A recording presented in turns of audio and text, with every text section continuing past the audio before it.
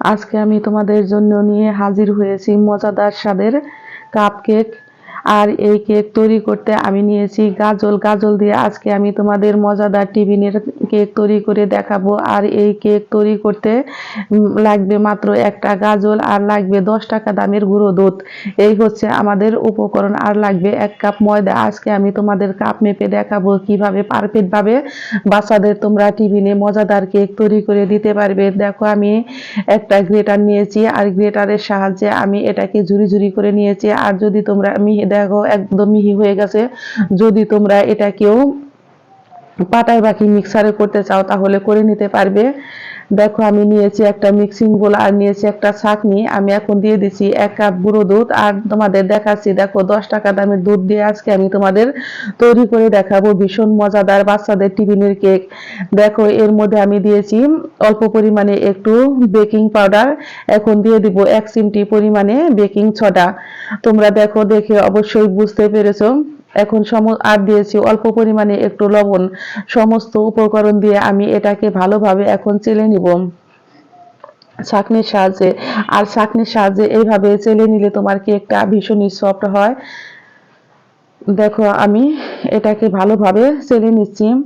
আর দানা দানা ভাতগুলো এগুলোকে আমি ফেলে দিব। আমি একটা হ্যান্ড মিক্সার নিয়েছি, আর এটার সাহায্যে দেখো আমি এটাকে ভালো করে সমস্ত উপকরণ আবারও একটু হাত দিয়ে মিশিয়ে নিয়েছি। এখন আমি এর মধ্যে দিয়ে দিব 10 টাকা দামের গুঁড়ো দুধ। একটা আমি আবারও ছাঁকনি নিয়েছি, ছাঁকনির সাহায্যে এই দুধটাকে আমি এখন এটাকেও চেলে নিব।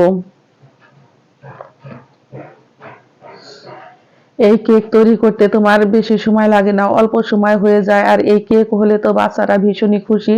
বাচ্চারা তো সবজি খেতে চায় না। অবশ্যই যদি আমরা এইভাবে কেক তৈরি করে দেই তাহলে বাচ্চারা অবশ্যই তৃপ্তি সহকারে খাবে। আর দেখো আমি এখানে 1 কাপ ময়দা নিয়েছি, আর আমি 1/2 কাপ নিয়েছি চিনি। যদি তোমরা মিষ্টিটা কেউ বেশি খাও তাহলে মিষ্টিটা তোমরা একটু বাড়িয়ে দিতে পারবে।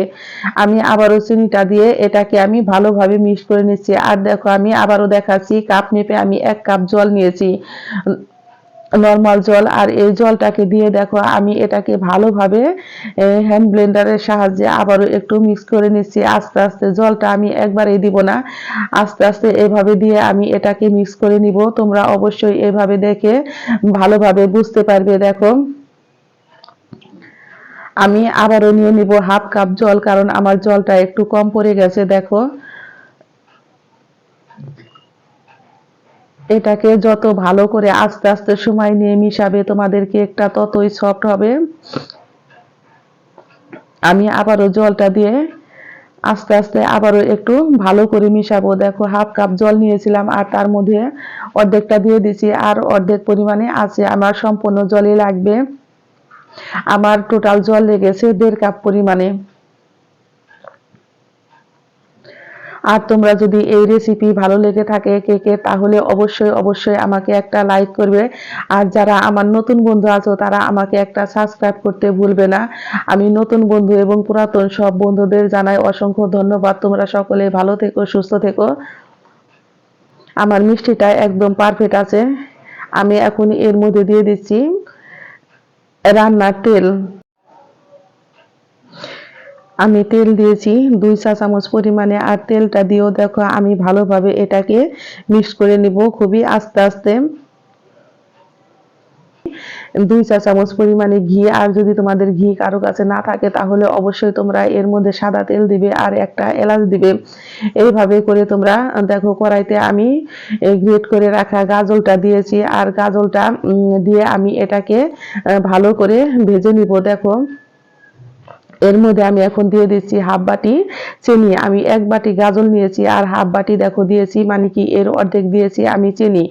আমি আজকে তোমাদের তো বলেছি অবশ্যই তোমাদের বাটি মেপে দেখাবো। আর দিয়েছি এলাচটাকে দেখো আমি এখন তুলে ফেলে দিয়েছি। আর এর মধ্যে আমি দিয়েছি ভেজে রাখা বাদাম। তোমরা যে কোনো বাদাম দিতে পারবে, আমার ঘরে এটাই ছিল, আমি এটাই দিয়ে তোমাদের বানিয়ে দেখাচ্ছি। দেখো সমস্ত উপকরণ দিয়ে এটা আমার ভাজা হয়ে গেছে। এখন আমি এই মিশ্রণের মধ্যে দিয়ে দেখো আবারও ভালো করে মিশিয়ে নিব।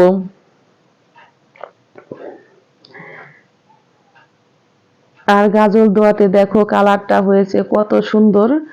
তোমরা দেখে অবশ্যই বুঝতে পেরেছো। আর যে বাচ্চারা গাজল খায় না, সবজি খেতে চায় না, এভাবে যদি আমরা কেক তৈরি করে দিই তাহলে অবশ্যই ওরা তৃপ্তি সহকারে এটা চেটেপুটে খেয়ে নিবে আর বারবার বাহানা করবে যে আমাকে আবারও বানিয়ে দাও। দেখো আমি নিয়েছি কাপ কেক তৈরি করার জন্য। আর তোমাদের যদি এরকম কাপ না থাকে তাহলে অবশ্যই তোমরা বাটি বাকি কাপের মধ্যে চায়ের কাপও তোমরা তৈরি করতে পারবে।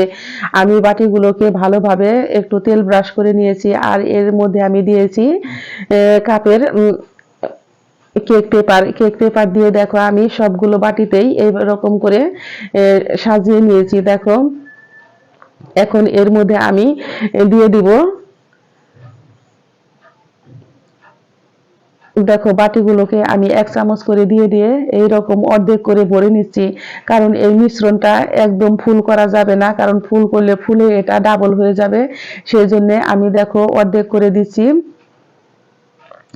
আমি প্রত্যেকটা বাটিতে 1 চামচ করে দিয়ে দিব। আর তোমরা অবশ্যই যদি বাটি বাকি কাপের মধ্যে চায়ের কাপে তৈরি করলেও তোমরা এইভাবে অর্ধেক করে দেবে। দেখো বন্ধুরা, তোমাদের কাছে আগে আমি ক্ষমা চেয়ে নিচ্ছি, কারণ আমার একটা অংশ স্কিপ হয়ে গেছে। আমি মনে করেছিলাম ভিডিওটা অন ছিল, কিন্তু ভিডিওটা অফ হয়ে গেছে। আমি একটা ফ্রাই প্যান নিয়েছি, বাকি কড়াই নিয়েছি, এর মধ্যে দেখো স্টিলের একটা প্লেট দিয়েছি। আর প্লেটটা দিয়ে আমি কেকগুলোকে ভালোভাবে সাজিয়ে দিয়েছি। সাজিয়ে দিয়ে আমি একটা ঢাকনা দিয়ে এটাকে লো হিটে ব্রেক করে নিয়েছি 30 মিনিট। এইভাবে তোমরা যদি লো হিটে ব্রেক করো আর ঢাকনার যে ছিদ্র আছে, ফ্রাই প্যানের ছিদ্রটা তোমরা অবশ্যই একটা লং দিয়ে এটাকে ভালোভাবে আটকে দিবে। দেখো কত সুন্দর আমার কেক তৈরি হয়ে গেছে। আর কেকগুলো আমার তৈরি করতে সময় লেগেছে 30 মিনিট। 30 মিনিট পর দেখো আমি তোমাদের কেকগুলোকে ঠান্ডা করে আমি তোমাদের দেখাচ্ছি যে কত সুন্দর মজাদার তৈরি হয়ে গেছে মজার গাজলের কেক।